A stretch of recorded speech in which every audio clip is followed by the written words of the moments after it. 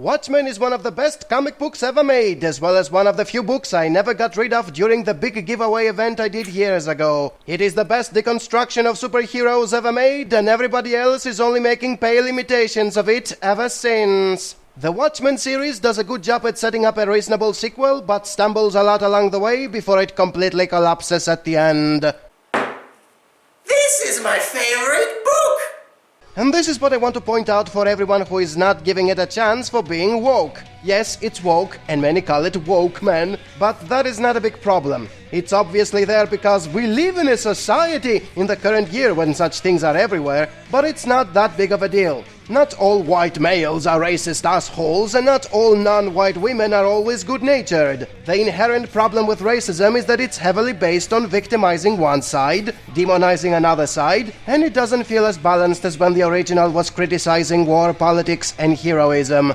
With that said, it is still a criticism on war politics and heroism, and it does a good job at continuing from where the original left off. It never contradicted something in the canon, it recontextualized what we knew about the characters so far, and the whole racism thing is not global. It's limited to a specific part of the world with a lot of racism in its history, so it's not like it came out of nowhere. I know many didn't like how Rorschach was used as a role model for right-wing policies, but that does not mean he was right-wing himself. He was used as such because it was convenient for the agenda of a local secret society, in the same way Nietzsche was paraphrased by the Nazis for promoting their version of the concept of the Superman. So no, in this regard, I didn't dislike how the older characters were treated differently. They didn't change, it's the next generations that see them differently. So again, being woke does not make the series bad, and nobody should not give it a try because of it.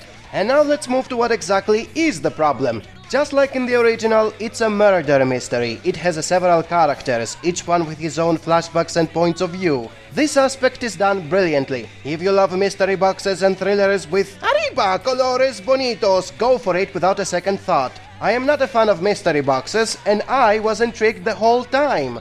The big oopsie is when they are handling technology and what effect it has on the characters. Because this is an alternative history, many things are bound to be different in terms of technology, so there is not a plot hole or whatever you wanna call it. The issue is, it wasn't foreshadowed properly and it comes off as plot convenience rather than a different setting with its own rules. And that is what separates a smart science fiction from lazy science fiction. The former has a setting where things play out differently. The latter does a shit just for making things easier than what they would normally be.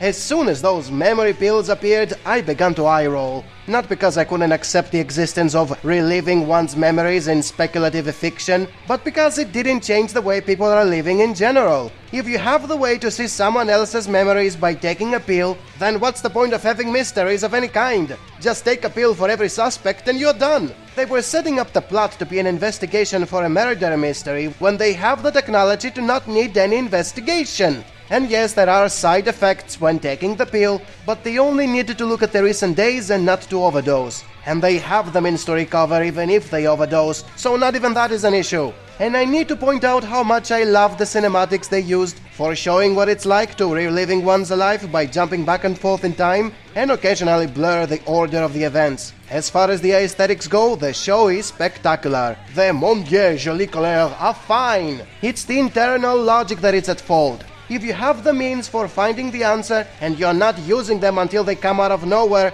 it comes off as an over-glorified flashback. And sadly, this is not the only problem. There is also Dr. Manhattan, who is basically a god. He's not omnipotent, but compared to what he's capable of next to everybody else, yeah, he's a god. He's so broken, the plot had to keep him out of commission for most of the series, with what was essentially self-sabotage, since who can possibly deal with Dr. Manhattan? And when he finally appears in the final episode, the tension disappears because he can do pretty much everything. Thousands of people were slowly cooking up a scheme for a whole century, and then teleportation and amnesia and a whole bunch of other magic nonsense come out of left field to wrap up everything in a matter of minutes. It felt very rushed, very convenient, and very unsatisfactory. It was basically like the Force from Star Wars. Fuck the Force! So as a whole, Watchmen is a wonderful series to watch for the oppa, omorpha chromata. The setup is great for half of the episodes, but then the memory pills and Dr. Manhattan's godly powers ruin the other half. The best part ended up being Jeremy Irons playing an elderly, half-crazy Ozymandias. He was a snarky mad scientisto, son of a bitch! And his side of the story was the most fun and thought-provoking to follow. The rest of the characters, minus the flashback with Hooded Justice, were miserable and forgettable. So as a whole, it is great for 2 characters and the mamma mia bei colori. The rest of it is a mess. I give it a 5 out of 10, which is more than most anime that came out this year. Αυτό είναι το αγαπημένο μου βιβλίο.